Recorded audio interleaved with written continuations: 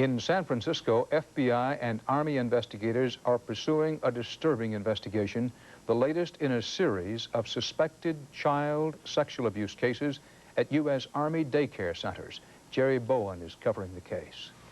Investigators said today that at least 37 children had been identified as suspected victims of sex abuse at the Presidio Army Base Daycare Center in San Francisco. Incidents that allegedly began over a year ago, resulting in 4 children being infected with chlamydia, a sexually transmitted disease, and 1 child giving conflicting results on tests for exposure to the AIDS virus. Captain Michael Tobin and his wife Joyce made the first accusation last November when their 3-year-old son told them what a male daycare worker allegedly had done. What he was telling me was something I had never heard before. It was the unthinkable and so incredible. I really didn't think that anyone would believe him or me. A medical examination confirmed the boy had been sodomized, but charges brought against the male daycare worker, who since left the school, were dropped because under federal law, the boy was too young to testify. My son was too young to qualify as a witness to testify on his behalf. So it was the perfect crime. The Runyons suspect their 2 young daughters were molested last summer. The tip-off was a radical change in their behavior. First reactions are to go ahead and get your pound of flesh and gain revenge. The center, which cares for 250 children, remains open. The investigators have assured me that none of the caregivers here at this center are under suspicion of any wrongdoing whatsoever.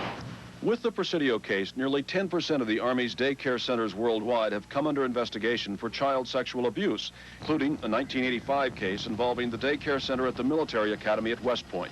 Attorneys want that case reopened now because the children are old enough to testify. It's been something she's been trying to tell people for 4 years. In the Presidio case, investigators continue to interview possible child victims. When we drop our children off at a child care center on an Army post, we want to be certain our children are safe. Jerry Bowen, CBS News, San Francisco. Straight ahead on tonight's CBS Evening News, deep inside South African gold and coal mines, a new strike by blacks that could be a turning point. And in this country, Bernard Goldberg reports on a culture clash going national. And Harry Smith takes us inside a cave for going to bat for the bat. President Reagan nominated retired Armco Steel executive C. William Verity today to be the new Commerce Secretary. If confirmed by the Senate, the 70-year-old Verity would be a key player in delicate negotiations with Congress on international trade policy. Verity is a known advocate of increased trade with the Soviets. An American union labor pioneer died today. I.W. Abel was a founder of the United Steelworkers and president of that union for 12 years. Cause of death was cancer.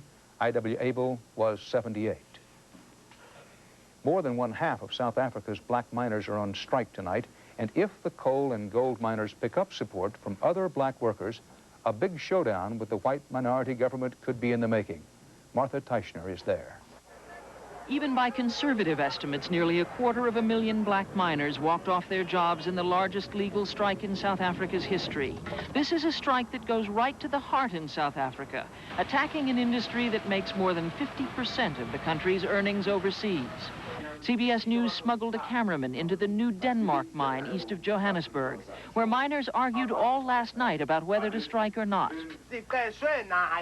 This morning, their decision was translated into the languages members speak, not to work, but also not to leave the mine.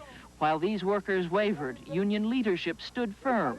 Mine workers are determined to show the Chamber of Mines and whoever else that they are prepared to mount a bitter and protracted struggle. It can take some time to persuade the 40% who have gone on strike that they're busy with a futile exercise. The strikers are demanding a 30% pay increase. Management has offered a maximum 23%. On one level, the strike is a straightforward fight over money. Black miners average $150 to $250 a month. White miners make at least $750. But on another level, the strike is a politically volatile form of muscle flexing for South Africa's increasingly militant black trade union movement, and could easily escalate into a major showdown with the South African government if it turns violent and security forces are called in. Today, the security presence at mines was deliberately low-key in an effort to prevent confrontation. and striking black miners danced in the streets as if they had already won the battle that could change the face of South African industry forever. Martha Teichner, CBS News, Johannesburg.